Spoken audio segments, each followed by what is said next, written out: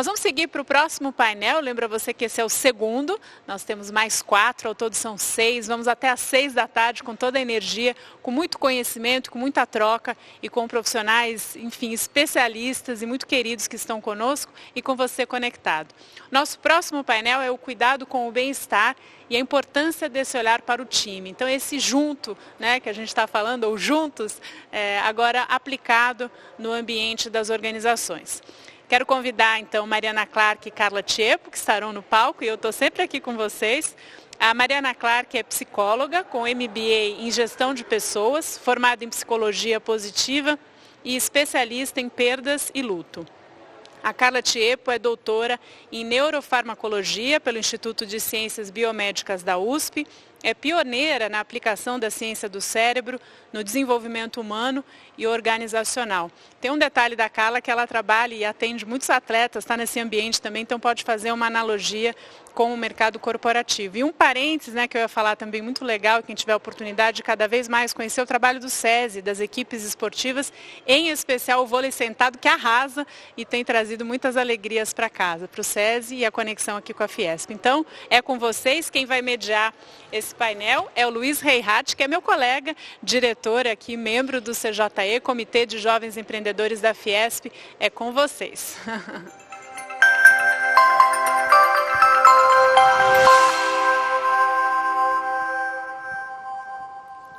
Muito obrigado, Beth, pelas palavras. Obrigado por terem aceito o convite. Eu, além de diretor aqui da casa, eu sou empresário também, e as duas trabalham em grandes corporações, e a gente conversou até um pouquinho antes, e além de mediador, também vou ser um grande ouvinte, e eu queria que vocês trouxessem mesmo para a realidade do empreendedor, do pequeno, o que as grandes empresas têm feito e o que dá para trazer para essa realidade, para esse empreendedor pequeno e médio conseguir aproveitar essas informações também. Então, vou passar a palavra para vocês se apresentarem e contar um pouquinho dessa história para a gente. Muito bom. Obrigada pelo convite, um prazer estar aqui com vocês. Eu sou psicóloga, trabalhei durante 18 anos no mundo corporativo, dentro da área de recursos humanos, nos últimos 10 anos com posição de liderança. E em 2017 eu resolvi equilibrar melhor a minha vida pessoal e profissional, pedi o meu desligamento, me especializei em luto dentro do contexto organizacional e escolar. E desde então eu levo para as organizações a possibilidade de processos mais humanizados, mais acolhedores e, sobretudo, prevenção de adoecimento mental. Então, naturalmente, na pandemia, o trabalho teve uma relevância maior e a ideia, de fato, é a gente poder encontrar dentro das organizações, que foram sempre espaços de muita fonte de adoecimento, mas podermos encontrar espaços de acolhimento e expressão de dores, de processos de sofrimento que a gente vive ao longo da nossa vida. Então, o meu trabalho nas organizações tem sido esse, promover esses espaços através de programas de saúde, através de programas de bem-estar, sempre com esse viés de todas as nossas dores que a gente vive, a gente acumulou elas ao longo de toda a nossa existência, e tem uma pesquisa que fala que são uma média de 20 experiências de dor e sofrimento que a gente vive ao longo da nossa vida. Então, a minha provocação nas organizações tem sido o que a gente está fazendo com essas dores, dentro de um contexto que foi sempre um contexto pouco aberto, para a gente falar sobre esses assuntos, que são assuntos que sempre viveram no nosso lado de dentro, mais íntimo, mais profundo, e a pandemia trouxe essa possibilidade da gente descortinar assuntos sobre depressão, sobre ansiedade, sobre burnout, e como que a gente faz isso dentro das organizações. Perfeito, muito obrigado. Passo a palavra agora para a Carla, para ela contar um pouquinho da história dela, como empresária, professora e pesquisadora. É um prazer, Carla. Eu que agradeço a oportunidade de estar aqui com vocês. Minha jornada é longa, eu comecei na academia. Dentro da academia, eu fui professora da Faculdade de Medicina da Santa Casa durante quase que a vida toda, mas nos últimos 8, 9 anos eu saí, né, dessa vida acadêmica estrita para poder contribuir também com o desenvolvimento humano, organizacional. Então, eu tenho trabalhado junto a empresas de diferentes portes, empresas de grande porte, mas também empresas de médio e pequeno porte, justamente levando esse questionamento que veio muito forte a partir da perspectiva da própria neurociência, das próprias descobertas do funcionamento cerebral, mostrando a importância da dinâmica do sistema emocional. O sistema emocional como um sistema importante para ser um tomador de decisão. A gente tem uma história, né? A vida ocidental traz uma história de séculos, colocando o racionalismo, colocando o pensamento, a racionalidade acima de tudo e propondo às pessoas que dividissem suas vidas, né? Que dividissem a vida emocional, que deixassem suas emoções em casa. E os últimos 30 anos, as descobertas sobre o próprio funcionamento do cérebro nos mostram que o sistema emocional é estrutural. Estrutural para o processo de escolha, estrutural para o processo de trabalho, estrutural para a forma como a gente se relaciona. No tema diversidade, por exemplo, a emoção é um dos principais bloqueios, porque gera uma porção de dinâmicas que são dinâmicas de similaridade, buscando com que você se aproxime de pessoas com as quais você tem conforto emocional. Então, as organizações têm, obviamente, se debatido frente a esse tema, porque não era costumeiro, né, que o sistema de gestão de pessoas, que o RH, se preocupasse com a dinâmica emocional. A pandemia apenas aguçou essa perspectiva, mas, de fato, nós estamos já há alguns anos preocupados com como as organizações lidam com a dinâmica emocional.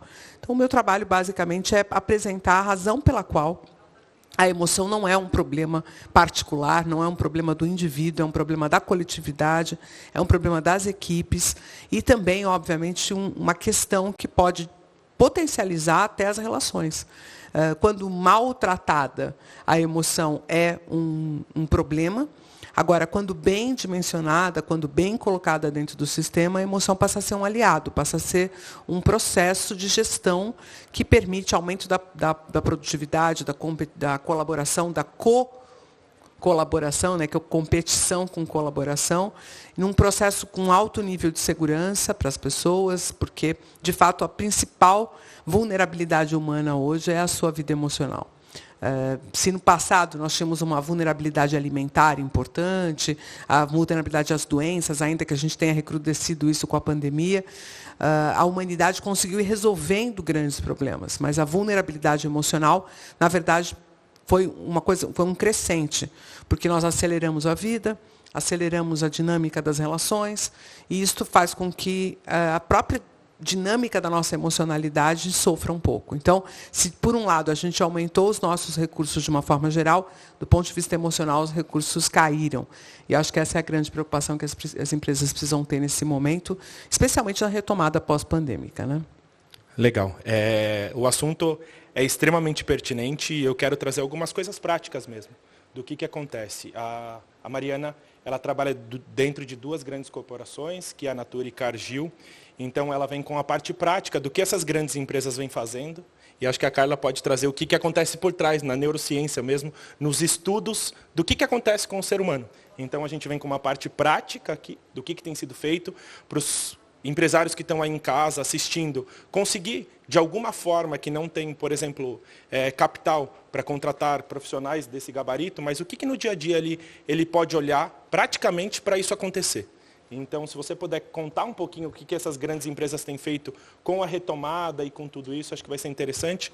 E a Carla pode trazer a parte da ciência por trás.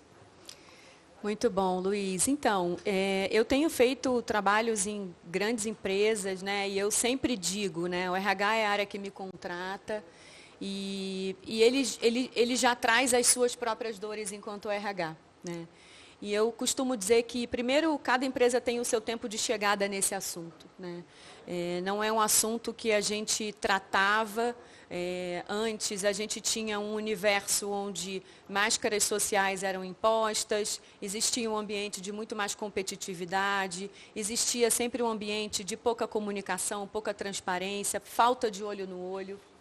E eu acho que a pandemia trouxe isso como um presente para as organizações. Essa possibilidade da gente olhar para esses assuntos, que são assuntos que fazem parte já da nossa vida, muito antes da pandemia, né?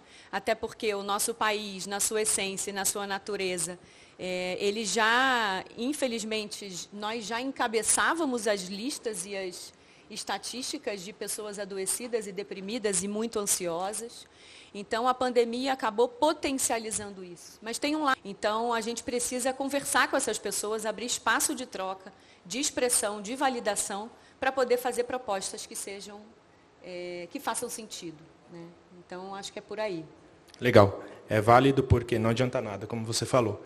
A gente impor alguma coisa que o colaborador não quer fazer, né?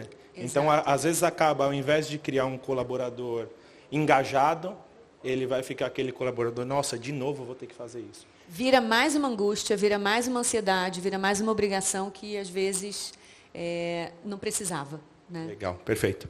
Acho que a Carla pode falar também um pouquinho da Illumina, a empresa que ela é CEO também, e das dores, e do que as pessoas têm procurado vocês, e por que elas têm procurado vocês. Então, Luísa, primeiro, assim, dentro da academia, a gente pesquisa muito a questão da dinâmica do trabalho e das relações, por exemplo, com inovação, né, que é uma questão muito posta hoje, bem-estar, a potência do cuidado com a saúde mental, do cuidado com a saúde física, do estímulo, por exemplo, para a pessoa fazer atividade física, esporte. Mas eu concordo totalmente com a Mariana quando ela fala que você precisa ter programas que tenham aderência com a diversidade que a empresa tem. Tem pessoas que preferem, por exemplo, uma carteira de benefícios que permita que a pessoa tenha algumas escolhas. Então, ela não quer, quem sabe, uma academia, mas ela quer um apoio psicológico.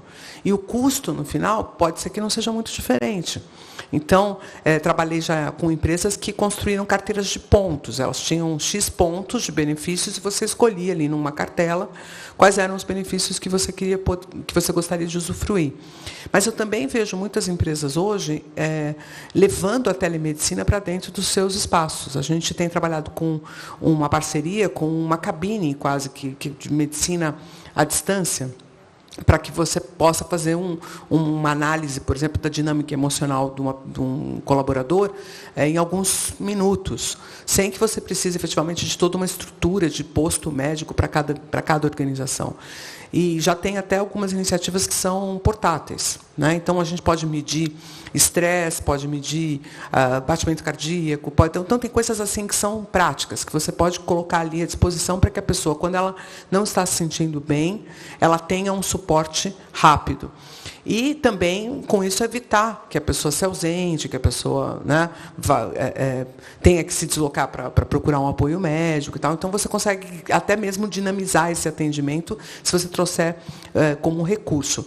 O recurso online já está bastante bem organizado com a telemedicina, com esse acesso. Então, acho mais que a gente precisa pensar também em como oferecer isso para que a pessoa consiga usufruir sem ser mais um ônus, né? Sem que ela precise se deslocar, marcar, fazer, eu vou ter que escolher o serviço e tal. Então, favorecer, facilitar esse acesso da pessoa a apoio médico, a apoio psicológico, apoio, por exemplo, de práticas como meditação.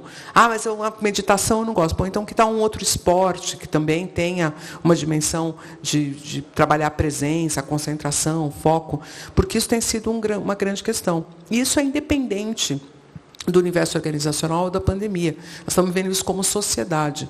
A dinâmica mesmo da velocidade, do excesso de informações, isso produz várias síndromes. Tem uma síndrome importante que é FOMO, né? Fear of Missing Out, que é um medo de você não ter visto tudo, de você não estar percebendo tudo. E a pandemia agravou esse quadro, porque antes o colaborador ia para a empresa, para o escritório físico, aqueles que estão em home office, não tem mais aquela percepção de eu estou conectado, eu estou no meio. Então, eu acordo na minha casa, eu entro no computador, eu recebo e-mails, eu entro em reuniões, mas eu não estou me deslocando fisicamente até lá para entender como é que está o clima, para pegar, por exemplo, no ar alguma mudança que possa estar ocorrendo. Então, eu fico extremamente inseguro de estar perdendo essas informações. E fico desesperado tentando me conectar. E esse desespero da conexão, ele leva a uma porção de níveis de estresse diferentes. Nós tivemos aumento da produtividade em home office, e muitas empresas comemoraram. Só que qual é a pergunta? Por que aumentou a produtividade? Porque as pessoas estavam morrendo de medo de perder seus empregos. Então, elas foram trabalhar num nível de entrega que é insustentável no dia a dia. E com um ônus absurdo, que, obviamente, fragilizou essas relações familiares. Então, nós temos aumento no número de divórcios, nós temos aumento na violência doméstica, que podem não estar correlacionados diretamente a esses elementos que a gente está trazendo, mas também podem. Então, tem várias pesquisas mostrando a necessidade de você ensinar para os seus colaboradores o uso adequado das ferramentas online, para que eles não marquem reuniões uma depois da outra, como foi no começo. As pausas, 2 empresas importantes mediram o eletroencefalograma dos colaboradores fazendo reuniões sequenciadas, e o efeito é absurdo. Você tem um aumento das ondas de estresse, né, cerebrais, medido em eletroencefalograma, você consegue ver isso, dramaticamente. E a diferença, se você faz uma pausa de 5 ou 10 minutos, também é super importante. Então, existem algumas coisas, né, eu vi o programa da Saint-Gobain, muito interessante, onde você tem todo um procedimento, que inclusive foi apresentado pelo CEO. Ele capitaneou isso e apresentou isso numa reunião, mostrando que parece que é meio-dia, 2, pausa, responde e-mail, faz aquela. Tem toda uma. Você pode pensar em qual é o tipo de orientação, ou até mesmo de regramento, que você vai passar para os seus funcionários para que eles se adequem a uma forma de trabalho que é compatível com saúde. Saúde física, saúde mental, saúde psicológica, né? E isso pode acontecer, sim, com empresas pequenas. Eu tenho 20 colaboradores que trabalham comigo. E eu tenho trabalhado seriamente com eles para que cada um deles saiba qual é a dinâmica funcional que permite que eles, né, façam as pausas, tenham uma saúde, trabalhem a sua emocionalidade, fora a abertura para se falar sobre isso, né? Que eu acho que é uma coisa que não tem custo nenhum. É só uma mudança cultural, de você trabalhar a liderança para que a liderança seja receptiva. Porque, vamos pensar pelo lado do líder, ele tem lá 5, 10 pessoas na equipe dele, e ele vai receber 5 ou 10 problemas a mais, além dos próprios problemas de ordem pessoal. Ele fala, pelo amor de Deus, gente, olha, deixem a vida de vocês em casa e vamos trabalhar, vamos focar, porque ele próprio tem a sua própria dinâmica. Mas se ele gerar um nível de diálogo, uma forma de se trabalhar essas coisas, inclusive permitindo que entre esses 5 ou 10 exista suporte, exista apoio, essa capacidade de colaboração, que tem a ver com como eu vou fazer as minhas entregas e quem pode me apoiar, é muito importante dentro de uma empresa que tem 50 colaboradores. Você não precisa ter 5 milhões, 5 mil, 10 mil, 20 mil colaboradores para que você implemente um modo de se pensar colaboração, diálogo, abertura, tolerância ao erro, né? Nós estamos em processo de mudança. Se você, por conta do seu compromisso com o resultado, tiver uma tolerância baixa ao erro, você coloca todo mundo naquilo que eu chamo de zona de segurança. Qual é a zona de segurança? Muita gente chama de zona de conforto. Eu não vejo ninguém confortável nesse lugar, né? Porque está todo mundo percebendo que precisa mudar, que tem que entregar novas coisas, mas não consegue sair. E por que não consegue sair? Porque é o espaço onde essa pessoa consegue transitar com segurança. Então, eu acredito que qualquer empresa pode partir do pressuposto de que as pessoas são seres completos, que a emocionalidade, que a psique delas está conjugada à capacidade produtiva delas, e quanto menos eu quiser as pessoas no modo automático, quanto mais eu quiser elas produzindo com diferenciação, trazendo inovação, modificando o próprio mercado, que é uma necessidade dos tempos que a gente vive, mais eu preciso garantir um espaço de segurança mais amplo. E isso qualquer empresa pode fazer, com um diálogo de qualidade e com uma liderança sabendo que faz parte do seu papel permitir esse bem-estar. Incrível, Carla. Que a gente não normalize, né, principalmente pelas redes sociais, essa questão de ser workaholic, né? Putz, hoje eu fiz 15 reuniões. E qual que é a produtividade que a gente teve? Será que parou um pouco, respirou um pouco? Eu vejo a gente no geral, eu me incluo nisso, normalizando trabalhar 12, 15, 20 horas. Ou acordei 5 horas da manhã e fui dormir meia-noite, 1 hora da manhã. Como que está as outras partes, né? Então, isso é extremamente importante. Eu só vou pedir desculpa com relação ao áudio do online, que veio aqui no ponto para a gente, que a sua resposta ela não foi. Então, eu vou fazer novamente a pergunta, desculpa, e aí eu vou pedir para você explicar para o pessoal o que grandes empresas que você é colaboradora, como Cargill e Natura, o que eles têm feito para conseguir essa questão que os colaboradores estejam bem e o que tem acontecido. Será que foi a minha posição aqui do... Não, eu acho que caiu o áudio mesmo. Você tá fez bom. O barulhinho, eu acho que foi o então tá microfone. Bom. Vamos lá. Bom, o que eu tenho visto, né, e eu sempre gosto de falar dessa área protagonista e importante nesse momento, que é a área de recursos humanos. A área de recursos humanos é a área que me contrata e ela sempre traz uma demanda de muita angústia, com uma sensação de que ela é a responsável por todos os problemas hoje que as organizações estão passando. E eu sempre tento trazer, tirar esse peso, porque eu acho que é uma corresponsabilidade, né? Nós, enquanto indivíduos, enquanto colaboradores, né? Eu não sou mais colaboradora, eu presto serviço para essas empresas, mas os indivíduos que estão dentro das organizações têm a sua parcela de responsabilidade, o RH tem a sua parcela de responsabilidade, a liderança mais ainda, enfim. Então, no final das contas, o que a gente está falando é como que a gente consegue ouvir essas pessoas, né, entendendo que é importante a gente perguntar e fazer pesquisa, como a Natura faz, por exemplo. A gente tem tais e tais opções de programas de bem-estar. Vamos perguntar para as pessoas se isso faz sentido, se isso não faz sentido. Então, periodicamente, a Natura faz pesquisas que são informações e um caldo importante para que a gente possa, com um olhar de bem-estar, com um olhar de saúde mental, propor coisas que tenham aderência com a realidade deles, né? Agora, eu acho que quando a gente pensa nos pequenos e médios, eu acho que, primeiro, as lideranças não têm todas as respostas, né? Ninguém tem todas as respostas. E eu acho que a Carla fala a coisa do diálogo, para mim faz tanto sentido, porque a gente não precisa ter todas as respostas, porque nós não temos todas as respostas, mas que esse canal de diálogo seja uma porta escancarada e aberta para que as pessoas possam trazer suas angústias, né? E, às vezes, a gente não vai ter resposta, e está tudo bem, né? Então, quando a gente pensa que a organização e a própria liderança é um lugar de regulação emocional, ou seja, me desregulei, antes a organização era uma fonte de adoecimento. E hoje tem um movimento da gente olhar para isso como a organização sendo um lugar de regulação emocional, né? Então, as empresas têm pensado as suas estratégias de programas dos mais diversos, né? Alguns ligados à capacitação de liderança, que eu acho que é um que tem repercutido muito positivamente dentro das empresas, para a gente dizer para esses líderes a responsabilidade que eles têm, e é uma responsabilidade que extrapola o técnico, né? Ninguém falou, quando a gente sentou numa primeira cadeira de liderança, que a gente ia ter tantas responsabilidades para com o outro, né? De sermos base segura, ou seja, na hora que o bicho pega, a gente está ali para acolher, para trazer, para ser tolerante com a dor, para trazer afeto, para trazer humanização, mas também na hora que está todo mundo bem, vamos em frente, vamos trazer novas soluções, vamos buscar no mercado o que é possível para a gente melhorar o nosso produto e a nossa empresa, né? Então, eu acho sim que tem uma sobrecarga muito grande das pessoas, e a gente vai precisar, dentro de cada realidade, dentro do que é possível para cada organização, e acho que isso é muito importante, né?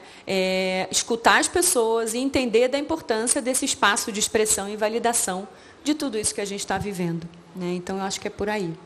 Legal, incrível. Acho que agora já está tudo ok. Uma das coisas que eu vejo, e foi comentado também, é colaboradores fazendo mais do que uma função, mães em casa, em reuniões, e filhos que não estão na escola. Então, como conciliar tudo isso, né? Eu acho que é um tema que não está fácil para ninguém, o momento que a gente está. Eu trabalho na área da saúde também, e eu nunca vi e nunca atendi tantos pacientes tomando, por exemplo, remédio para ansiedade, remédio para depressão, e fica nessa ansiedade de vou ser mandado embora, tem uma estabilidade, o que eu faço? Então, eu acho que eu queria trazer aqui, de novo, para o pequeno e para o médio, eu acho que ideias e dicas realmente práticas Por exemplo, pare com o seu colaborador e ouça 30 minutos. O que realmente tem funcionado? O que as pessoas estão aderindo? O que tem funcionado? Porque é isso. É cobrança em cima de resultado. E às vezes é isso. O parar, o ouvir, você acaba colhendo muito mais resultado com relação a isso. Então, eu gostaria de ouvir de vocês mesmo. O que de prático eu posso fazer durante a semana para que eu obtenha o melhor resultado e para que, ao mesmo tempo, eu esteja sendo humano, eu esteja realmente ouvindo uma pessoa? Bom, eu queria trazer 3 pontos que eu acho que podem ser trabalhados assim diretamente. O primeiro é que a gente precisa entender a vida emocional das pessoas como um processo que cabe um gerenciamento. Então, a gente pode estabelecer uma forma de fazer esse gerenciamento emocional. Existem algumas alternativas. Então, por exemplo, você fazer um inventário emocional todos os dias. É um processo rápido, antes de você ir dormir, de você pontuar quais foram os elementos que te trouxeram emoções de valência positiva, emoções de valência negativa, e daí elencar quantos desses processos são ligados à sua empresa. Estão ligados à sua liderança, estão ligados às pessoas. E ter um espaço para que isso seja conversado. Pode ser um espaço da equipe conversar na ausência da liderança, porque também é um espaço onde há a possibilidade de você dialogar sem a crítica e o receio de que aquilo vai ser compreendido como uma indisposição, e que você crie soluções para estes problemas que estão sendo apresentados depois pelos colaboradores. Então, a liderança antenada com esse gerenciamento emocional. Por exemplo, pressão por prazo. Tem muita empresa que prefere falar que o prazo é dia 10, quando na verdade é dia 20. Mas eu não vou falar que é dia 20, porque as pessoas vão atrasar. Então, eu vou falar que é dia 10. Só que o prazo dia 10 é um prazo impraticável. E aí as pessoas vão atrasar, e você está tudo bem que você já sabe que elas vão atrasar, mas elas não sabem que você já sabe que elas vão atrasar. E elas ficam vivendo toda a dinâmica de ter vivido um prazo absurdo, um prazo impraticável, e que elas não conseguem entregar. Esta pressão, esse lugar que muita gente no passado dizia que era o lugar da produtividade, que você jogava as pessoas nessa caldeira e elas produziam quando elas estavam nesse lugar, a gente já entendeu que não é assim. Porque o tipo de produção que é entregue nessas condições é de baixíssima qualidade. Então, a entrega, mas a qualidade vai lá embaixo. Vamos trabalhar prazos justos, conversados, acordados, de uma possibilidade de entrega real. E isso faz com que as pessoas tenham uma harmonia no seu trabalho. Sobrecarga, como você colocou. Sobrecarga porque você tem funcionário que está ausente, porque adoeceu. Então, eu sei que eu estou com uma pessoa em sobrecarga, esta pessoa precisa de suporte. Então, eu mapeio quem são os meus colaboradores que estão, que é esse segundo ponto, o mapeamento de quem está com uma sobrecarga. A sobrecarga pode estar relacionada ao próprio trabalho ou também à vida familiar. Então, é óbvio que você precisa ter um atendimento diferenciado para pais ou mães que estão com 3, 4, 5 crianças dentro de casa, em idade escolar, precisando dar suporte, precisando alimentar, porque, inclusive, muitos ficaram sem o suporte de serviços domésticos que tinham. Então, isso tudo precisa ser mapeado. E o líder precisa compreender que, se ele apoiar essa pessoa nesse momento, e aí isso é um ponto que poucas empresas consideram, quem se sentir apoiado agora nesse nível de vulnerabilidade, quando as coisas normalizarem, vai estar absolutamente aderido. Então, a gente tinha uma preocupação enorme com engajamento, com propósito. Esse é o melhor momento que você tem para trabalhar essas coisas, porque as pessoas, quando elas estão precisando de ajuda, quando elas estão vulneráveis, é quando elas realmente reconhecem quem são aqueles que estão para com ela, aqueles que estão suportando. E a organização pode se apresentar agora como um bálsamo, e não como alguém que ainda vai pressionar. Pegue, por exemplo, setores que estão bem, setores que cresceram, como o próprio caso da construção civil, a gente mencionou a Saint-Gobain aqui, é uma empresa que, obviamente, está com resultados muito bons, que o mercado está aquecido. Então, é uma empresa que tem esse lastro para, nesse momento, poder ser um suporte, ao invés de ser a ferramenta de cobrança. Agora, você está num setor que está mais complicado, que você está meio quebrado, veja que você, com certeza, está comunicando aos seus colaboradores mais receio ainda do que, às vezes, até existe. Porque eles criam fantasias, né? O cérebro humano é uma máquina de construção de futuro. A gente fica o tempo inteiro criando cenários para dizer qual desses cenários possíveis é o cenário que vai ocorrer.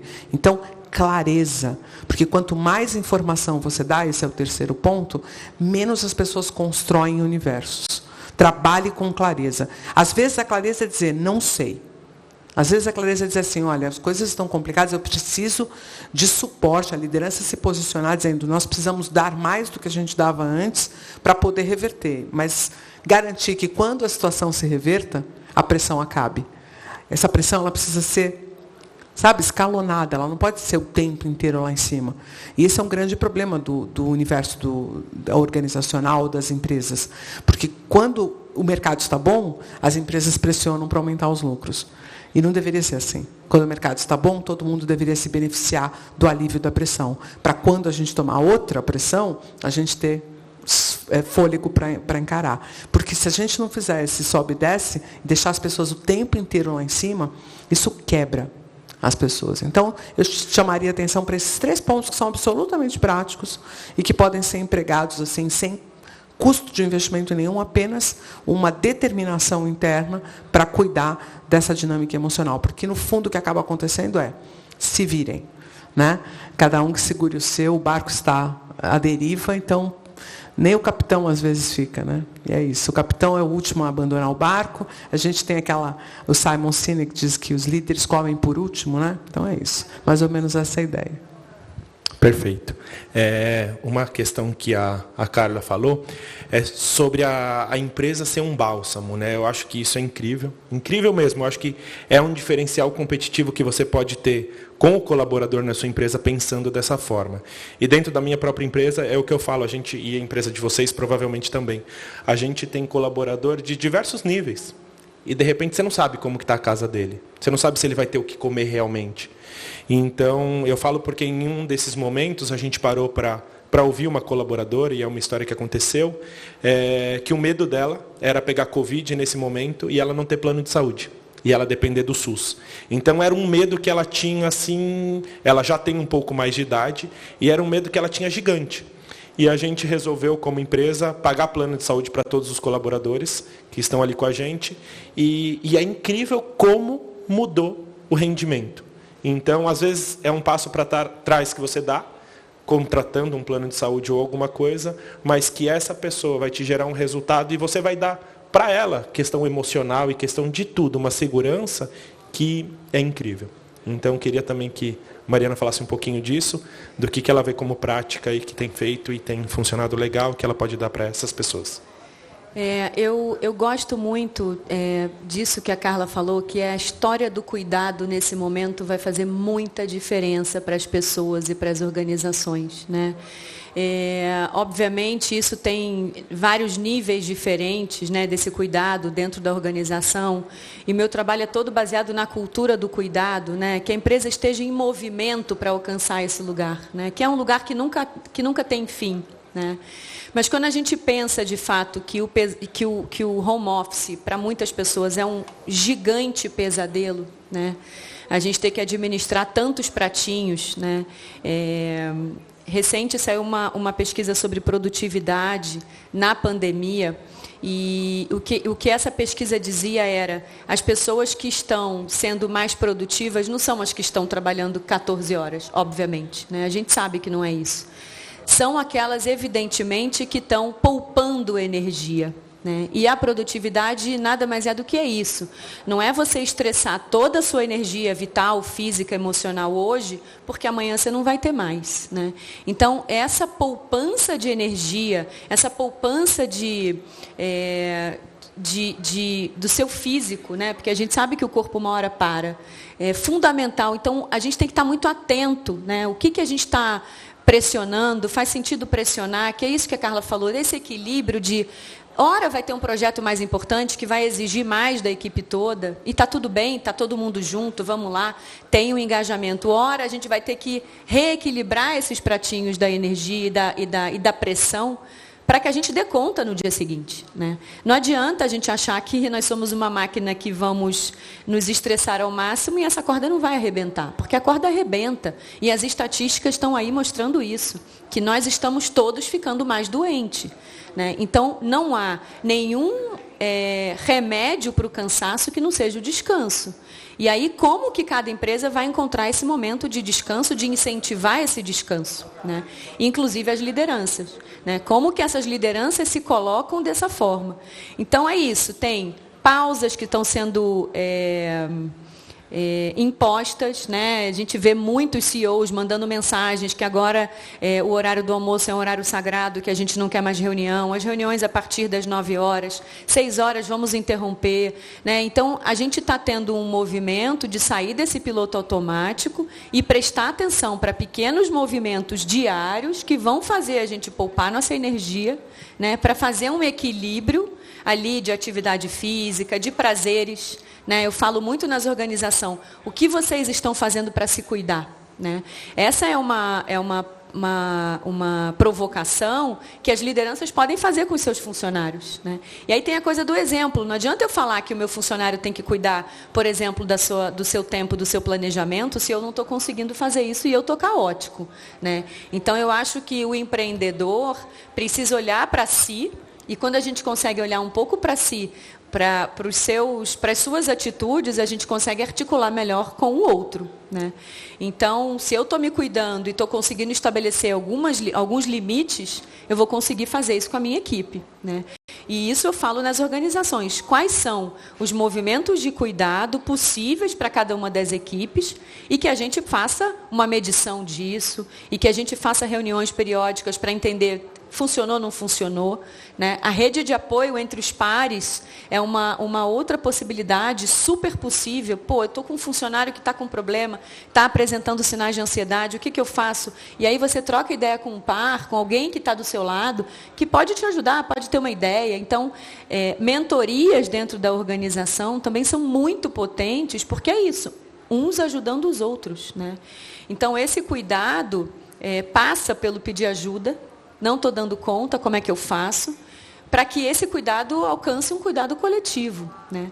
De todos nós sermos uma potência dentro de uma organização que seja micra, está tudo bem, mas que a gente tenha esse cuidado uns com os outros, né? Porque esse limite de levantar a mão e dizer, se eu passar daqui, eu vou me prejudicar, eu vou adoecer, isso é o maior ganho que a pandemia trouxe para essa discussão, né? Da gente colocar as nossas bordas, os nossos limites e dizer, organização, chefe, daqui não vai dar mais, né? E está tudo bem. Como que a gente refaz essa conversa? Como que a gente relativiza essa conversa? Como que a gente repactua essa conversa? Sempre dá para repactuar quando tem responsabilidade, quando tem confiança nessa relação, né? E aí gerando, sim, um ambiente, obviamente, mais seguro e menos adoecido, né? É incrível. A Pretade, que é uma das pessoas que vai estar aqui direto da Índia, ela fala muito que a gente lidera a partir do nosso estado interno. E eu vejo muito isso. O ser coerente como líder, o quanto é importante. O liderar pela inspiração, né? Então, o quanto isso faz diferença na colaboração, na corporação. Então, está ali. Tem alguma coisa mais, que você queria complementar, falar? Eu queria trazer a ideia, bom, modelo é tudo, né? A gente inspira as pessoas, e a cultura de uma organização não é aquilo que está no site, todo mundo já sabe disso, né? É o que as pessoas fazem todos os dias, essa é a cultura. A cultura é uma prática. Nós temos a nossa cultura, a cultura do brasileiro, a cultura do paulistano, né? É como a gente vive a vida, é como que a gente se relaciona, como que a gente faz as coisas. Então, não existe uma cultura de uma organização se essa prática não está posta nas relações entre as pessoas. Mas eu queria trazer um elemento que você anteriormente trouxe, Luiz, sobre apologia, porque são coisas que eu não tenho tanto hábito de fazer, então eu fico trabalhando em outras coisas. Eu respondo todos os e-mails, eu deixo a minha inbox zero, limpo minha caixa de e-mails, mas as coisas que efetivamente poderiam ser trampolim de produtividade para a equipe como um todo, vão sendo deixadas em segundo plano, porque são coisas que eu procrastino. Então, e aí as pessoas todas vão fazendo opções nesse sentido também. Então, pensar também em quais são as práticas que permitem que a produtividade aumente. E esquecer um pouco dessa necessidade do síncrono. Eu acho que a necessidade do síncrono, eu adoro a gente estar junto, conversar e tal, mas tem muita ferramenta para trabalho assíncrono, que permite que cada uma das pessoas esteja no seu melhor ponto de produtividade quando ela for trabalhar naquele projeto. Então, usar dessa tecnologia, das ferramentas assíncronas de trabalho colaborativo, onde você deixa lá uma sequência de questões que vão ser votadas, que vão ser opinadas, ideias que vão ser postas, e que rodam e que as pessoas trabalham de forma assíncrona. Porque isso permite que aquele indivíduo que é mais vespertino opere mais uma produtividade a partir das 10 da manhã, permite que às 5 da manhã o cidadão que acorda às 5, como é meu caso, que sou matutina, já tenha lá uma porção de coisas para desenvolver e para trabalhar, que a gente aproveite os nossos momentos de melhor produtividade, que eu reconheça. Eu, depois do almoço, sou uma pessoa imprestável. Então, o que eu vou fazer depois do almoço? Eu vou limpar a minha caixa de e-mails, né? Agora, eu, no fim da tarde, sou ótimo, né? Então, no fim da tarde é o momento em que eu vou trabalhar em projetos que precisam de mais inovação, de mais criatividade. Então, até isso é uma coisa que o home office vai permitir e que a forma que a gente aprendeu a trabalhar, né, de forma remota, fez com que muitas ferramentas fossem desenvolvidas. Então, essas ferramentas precisam ser usadas da melhor forma possível. O que eu vi foram as pessoas transportarem o trabalho do escritório para dentro de casa, ao invés de construir uma nova forma de trabalhar dentro de casa. E isso simplesmente não funcionou. Quem está acompanhando aí todas as métricas de saúde mental viu que, desta forma, não tem pausa, não tem cuidado com a saúde mental, não tem... Porque até no escritório, você sair para tomar um café numa outra parte do escritório já era legal.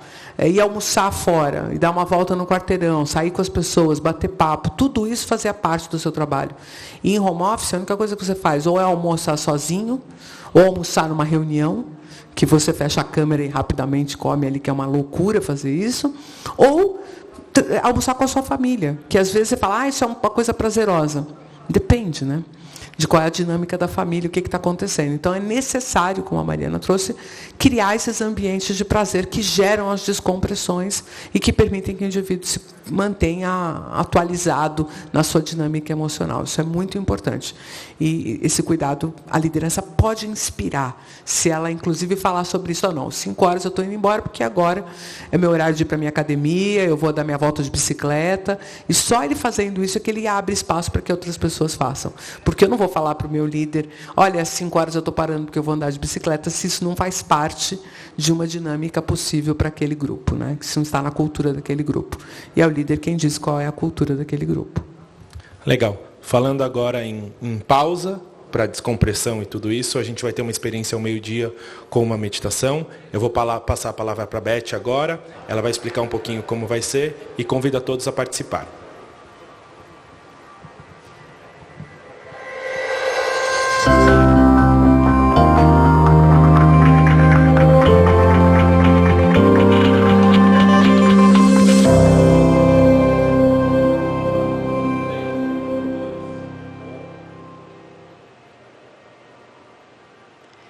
Maravilha, Luiz, que bom ouvi-los, né? Você, Carla, Mariana, estou aqui mais entusiasmada e eu tenho certeza que você que está conosco também.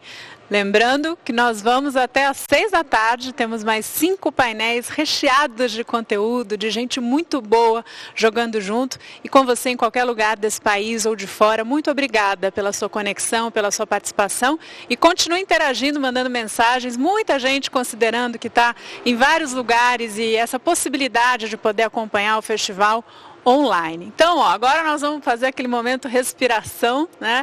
A Carla também fala um pouco sobre isso, o quão importante é a gente respirar profundamente, alinhar todo o corpo. E quem vai nos brindar com essa experiência muito interessante, que você depois conta aqui o que você sentiu, é a monja Heishin.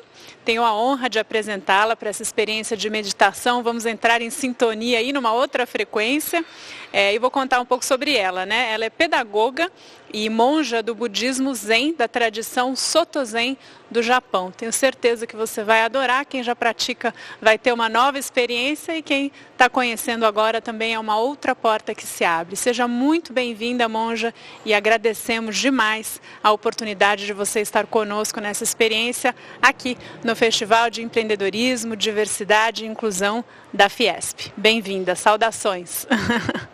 Bom, primeiro eu quero agradecer o convite nesse festival tão importante de empreendedorismo com o tema diversidade e inclusão. Empreendedorismo é uma fala muito moderna, né, muito atual, e nós buscamos empreender sempre algo na nossa vida. Mas a prática da meditação, da respiração consciente, né, que é uma forma da gente empreender em nós mesmos, saúde física e mental. Dizem que a meditação faz bem para a nossa saúde, mas devemos aprender a fazer uma meditação correta, adequada, porque se a gente não está bem, às vezes nós vamos para práticas meditativas que pioram o nosso quadro, não nos deixam de verdade saudáveis. Veja só, como é que vocês iam ouvir isso de uma monja, né? O que é? As práticas meditativas, você tem muitas práticas, muitas formas de praticar, né? Você pratica com mentalizações, você pratica repetindo os mantras, palavras, você pratica vendo cores, né? Você tem várias escolas, não necessariamente budistas, né? Outras escolas. Eu sou de uma tradição budista, de Shakyamuni Buda, de Siddhartha Gautama, indiano, que despertou 600 anos antes de Cristo. O que aconteceu? Ele fez uma prática de sentar com a plena atenção na sua respiração, né? Muitas pessoas falam, mindfulness, a nossa prática chama-se Zazen. Za, sentar, Zen, em profunda consciência, né? Zazen. Não é mindfulness. Mindfulness é uma etapa da meditação. É uma etapa que é o foco, a presença. Mindfulness nos ajuda a questão da presença, o que você está fazendo, colocar sua respiração, sua presença ao escrever, ao caminhar, ao se alimentar, né? Então, ele é uma etapa. Mas o Zazen é sentar em profunda consciência, sem nada querer alcançar. Sentar sem qualquer objetivo. Apenas sentar. Eu gosto muito da imagem do assentar. Aquele lago, né? Aquele lago que a gente caminha, bate o pé, aquela terra toda sobe, a gente não enxerga mais o nosso corpo, fica aquela terra toda em nós.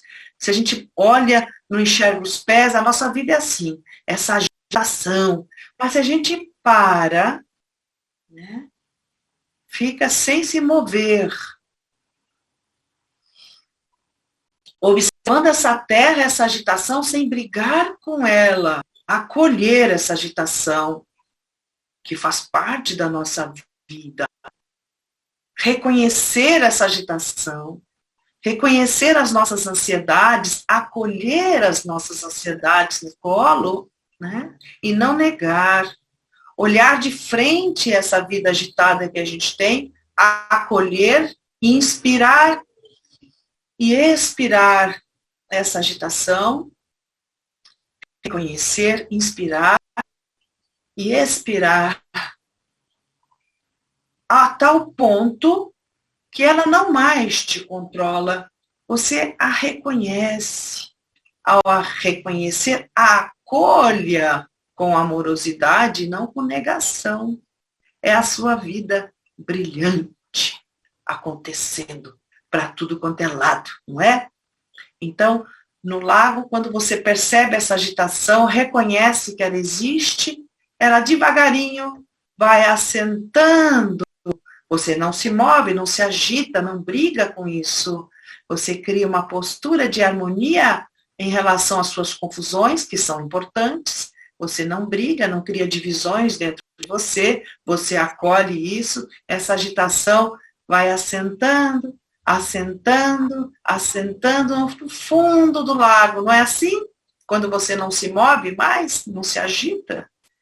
E aí, de repente, você enxerga o fundo do lago, você enxerga os seus pés, o brilho dos seus pés. A terra deixou de existir? Não. A agitação, os problemas, as situações deixaram de existir? Não. Elas só estão assentadas. E assim você pode ver com clareza. Né? Então, a nossa prática de zazen que nós vamos fazer agora é exatamente isso. É a mente observando a sua própria mente. É como se você estivesse sentando no cinema. Hoje ninguém mais, são poucos os que vão ao cinema, né? E você vê aquela tela, e nessa tela tantas coisas aparecem, não é? Coisas, objetos, memórias, emoções, tristezas, ansiedade, insegurança, mas todas essas memórias que pintam nessa tela, muitas vezes vêm do passado ou vem uma expectativa do futuro. E você fica que nem um pêndulo desesperado, preso no passado e ansiosa ou sendo sugada no futuro que não existe ainda. Então, você, observando a sua mente como você está, você fala assim para você mesma, puxa, é isso mesmo, né? Estou preocupado, estou preocupada. Nossa, tá pegando, né? Mas agora eu vou prestar atenção só na minha respiração. Essa é a minha tarefa. Inspirar e expirar. Eu já vou orientar vocês no zazen, tá bem? Só estou dando essa introdução. Como nós vamos sentar? Você que está do outro lado da telinha aí, você deve estar na cadeira. Eu não sei se você está com alguma almofada, onde você está sentado, né? Então, primeira coisa que eu vou orientar para vocês, né? Com toda essa mente agitadinha que a gente tem, vibrante, ai que beleza, né? Qual é a tarefa? Vamos sentar. Sente-se nessa cadeira. Desencoste dela, né? Não fique apoiado em nada.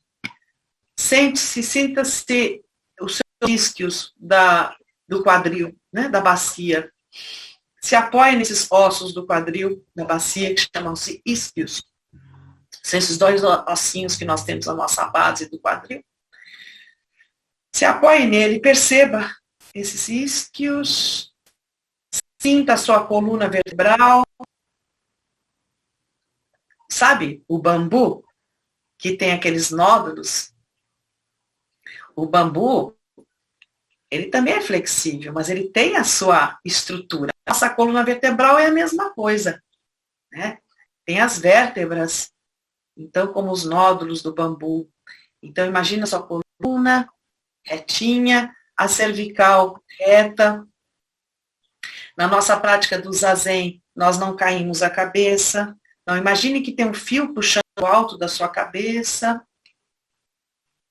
Olha como minha cabeça está reta, né? Então, coluna ereta. As orelhas alinhadas aos ombros. E o nariz alinhado ao umbigo. Então, traga a sua atenção para esse alinhamento, né? Certo? Alinhado o corpo.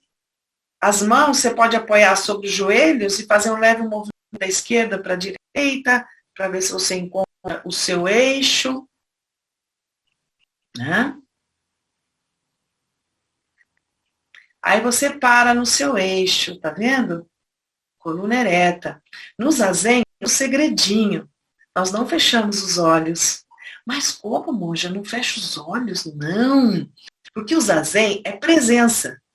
Se a gente com o olho aberto já viaja na maionese, se a gente com o olho aberto já não está presente, imagina com os olhos fechados. Aí que então você vai ficar imaginando cores, vai ficar imaginando, sei lá, um almoço gostoso, que vocês devem estar com fome, vão ficar imaginando tudo. Não. Tudo isso é importante, com certeza, né? Mas não. Você com os olhos entreabertos, pousa 45 graus, né? Você fica com os olhos pousados para baixo, ó. Naturalmente para baixo. Essa prática de zazen, outro segredinho, ela é voltada para a parede. Nós nunca ficamos voltados uns aos outros, porque a gente se distrai muito.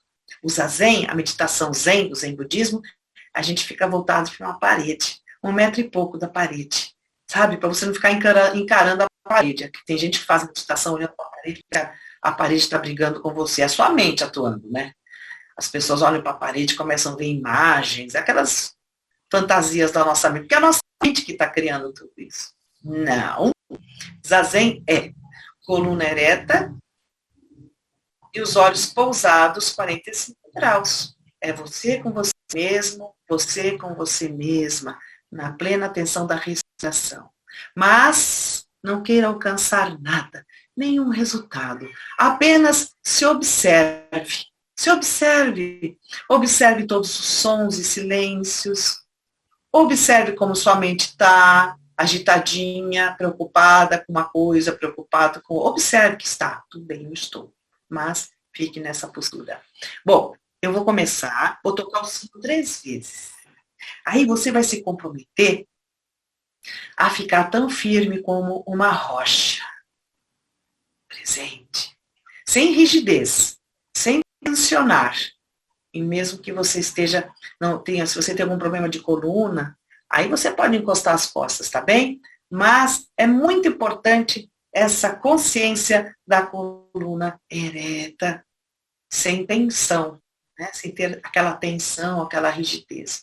É uma coluna ereta no seu eixo, né? E como a gente está muito curvo ultimamente por conta do celular, nessas horas a gente observa como a gente às vezes está com a postura errada. Mas vamos lá? Preparados? Preparadas? Então, eu vou orientar mais uma vez vocês durante a prática.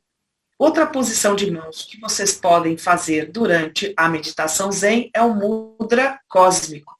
A mão direita faz desse jeito e o dorso dos dedos da mão esquerda tocam as juntas da mão direita, ó.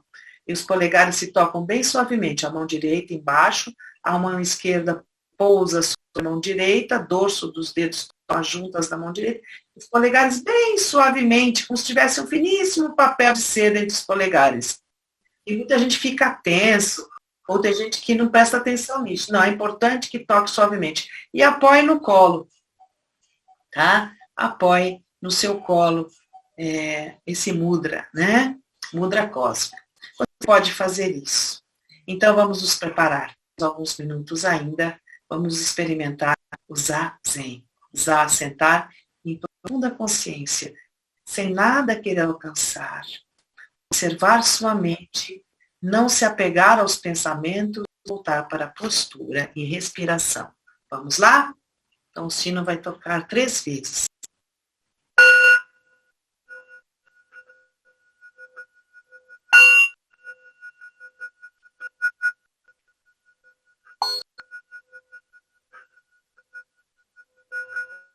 Então, ereta.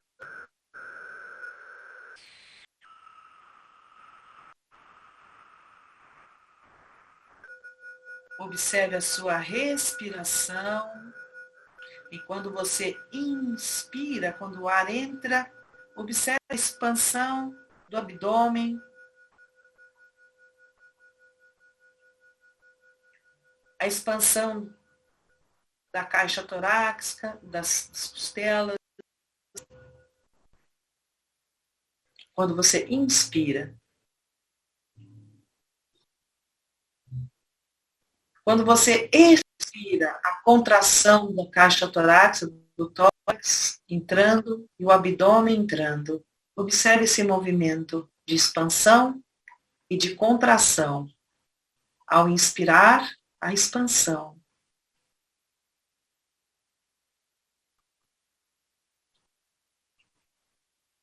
Ao expirar, a contração do abdômen e do tórax.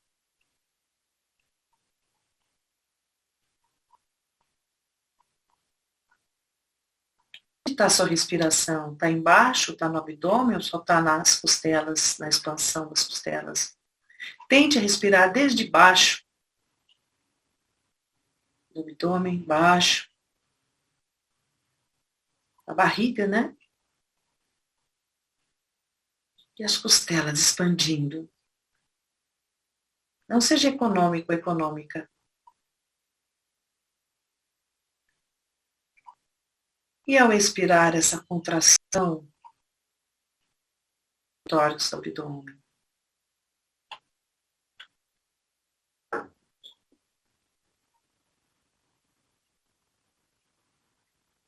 solte seus ombros, não fique tenso, tensa. Inspira e expira essa tensão do seu corpo, solte.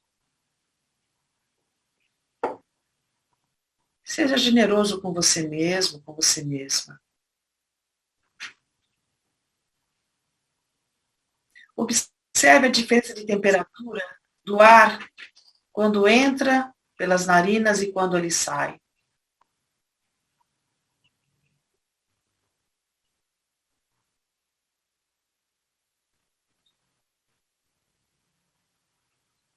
Perceba a diferença de temperatura das partes cobertas e descobertas do seu corpo.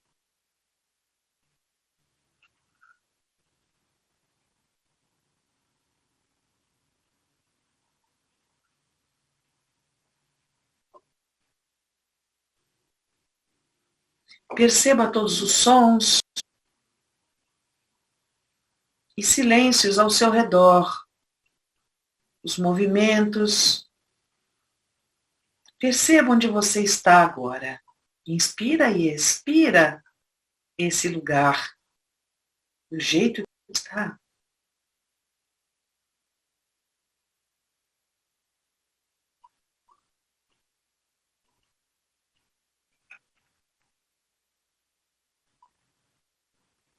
Lembre-se, cervical ereta, coluna ereta, os olhos pousados, entreabertos. Você sabe onde você está. Inspira e expira.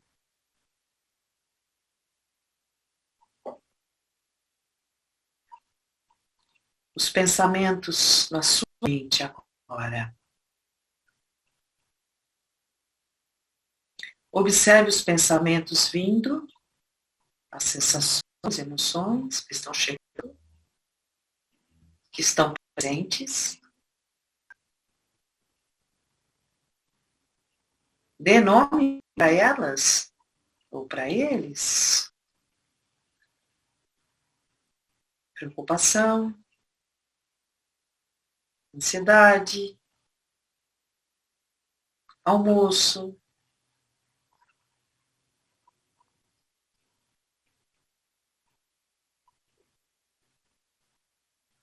não desenvolva, deixe passar e volte para a sua postura, para a sua coluna, inspira e expira todos os pensamentos e sensações, assim como o ar entra, assim como o ar sai, assim como os pensamentos vêm, assim como os pensamentos vão.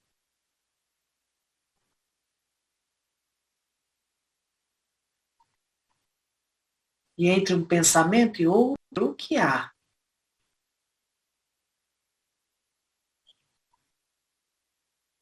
Inspira e expira esse movimento, aqui agora, onde exatamente você está.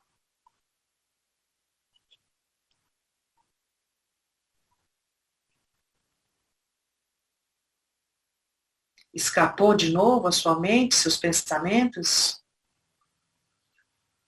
Observa que escapou e volte para a sua postura com amorosidade.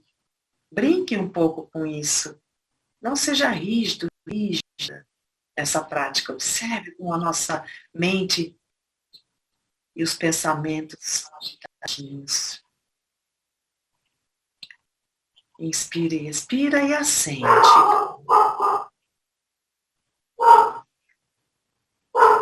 Vocês estão ouvindo?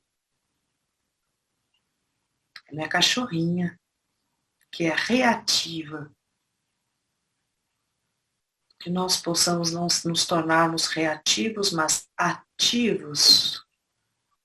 com sabedoria e maciez. Energia também, mas bem colocado, encaixado. Então se observe um pouco. Inspira. Expira tudo o que você é. E do jeito que você é perfeito como é.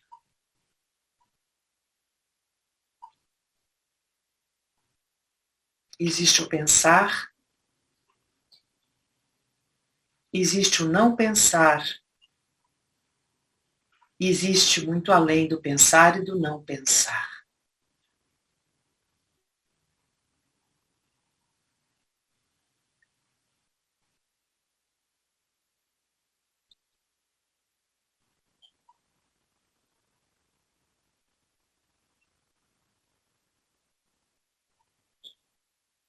Espírito da vida, Espírito da vida, a sua, aqui e agora. E a de todos nós juntos, juntas, aqui e agora, nesse encontro. Inspiremos juntos, juntas.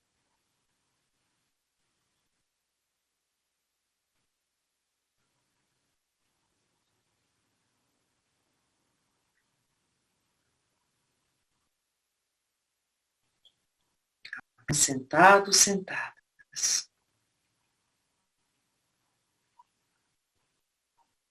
Não queira ter uma outra cabeça sobre a sua. Corte essa ideia de perfeição. Espiritualidade significa cultivo de uma mente sadia. Cultive essa mente, a sua mente sadia. Sadia é aceitar-se, acolher-se do jeito que você é.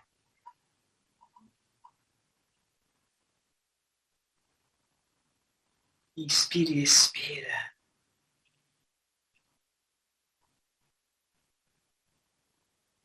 Você não é uma parte do todo do cosmos. Você é o cosmos manifesto. Você é toda a vida da Terra.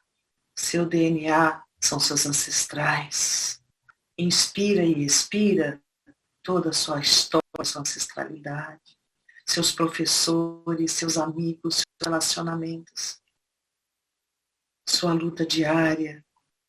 Essa é a sua alquimia. Empreender é viver consciente. Inspira. Expira.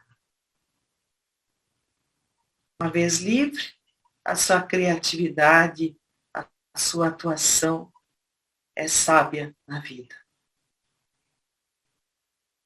É feliz, é em contentamento.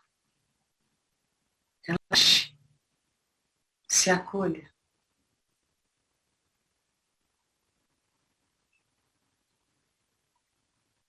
Inspira e expira a presença.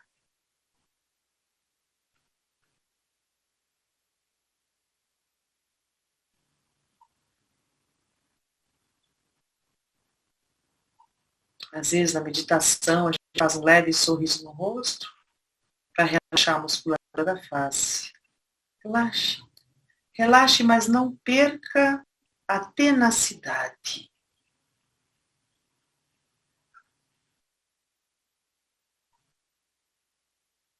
O seu tônus.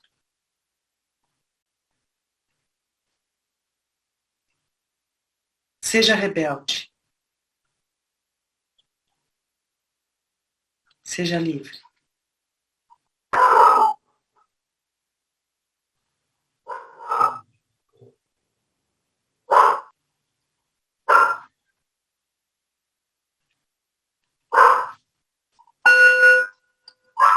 Me toca uma vez, aí nós juntamos as mãos palma com palma, nós chamamos de gachô, e fazemos uma reverência em agradecimento por esses poucos minutos em que você se dedicou a você, em que você se dedicou à sua condição de ser humano, conectado com tudo que existe. Essa é a nossa prática, essa é a nossa experiência. Você pode fazer no trabalho, você está diante do computador, aí você para, perceba a sua coluna, perceba como é quentinho por dentro, perceba a diferença de temperatura, se alinhe, respire 5 vezes com consciência, mas não fique nesse toque de obsessão do foco na consciência. Inspire e expira todo o movimento ao seu redor, inspire e expira seu computador, seus amigos, seus problemas, inspire e expire, acolha, flua com tudo isso. Isso é empreender saúde mental, saúde física, saúde espiritual. E espiritualidade, como eu disse, é cultivo de uma mente sadia, tranquila, harmoniosa. E os conflitos fazem parte, os temperos, acolhe os conflitos, são os nossos desafios. Essa é um pouco a mensagem que eu gostaria de deixar para vocês nessa prática. Se tivéssemos tempo, podíamos fazer uma troca com perguntas, mas caso não tenhamos, eu estaria à disposição por e-mail, pela organização desse maravilhoso encontro. Empreender na sociedade é empreender em nós mesmos. Cuidem-se bem. Apreciem a vida de vocês.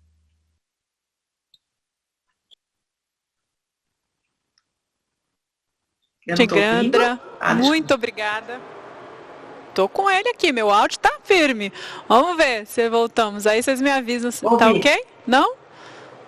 Voltou? Então voltou. Acontece. Monja, fiz aqui uma saudação, ó, licença que vou soltar o microfone. Muito obrigada pela sua participação. Eu estou vendo a Monja aqui no monitor, então saiba que eu estou te vendo e estou com você do outro lado da tela, que certamente teve essa experiência fantástica. Monja, muito obrigada. Seja sempre bem-vinda aqui na Fiesp e espero vê-la mais nos próximos eventos. Um grande abraço para você. Até mais. Olha, quero aproveitar para te convidar para o seguinte, combinado aqui entre nós. Nós vamos fazer uma pausa de 10 minutos, e aí é o tempo de você também absorver essa prática, né? Ou seja, entender tudo o que aconteceu aí, para poder depois até dividir com a gente no chat, que fica sempre à direita da sua tela. Então, sinta todas as emoções e aí todas as reações no seu corpo, na sua cabeça. E por falar em corpo, cabeça e coração, depois que a gente fizer essa pausa de 10 minutos, que é o suficiente para você respirar e degustar alguma coisa gostosa por aí, eu volto com a Renata Venere para uma conversa super legal. Ela é jornalista, criadora do canal Cabeça, Corpo e Coração do YouTube, então tem tudo a ver com essa prática e com o restante daquilo que a gente está trazendo para você aqui no Festival de Empreendedorismo, Diversidade e Inclusão da Fiesp. Então eu te espero, daqui a 10 minutos a gente volta já já. Obrigada pela companhia.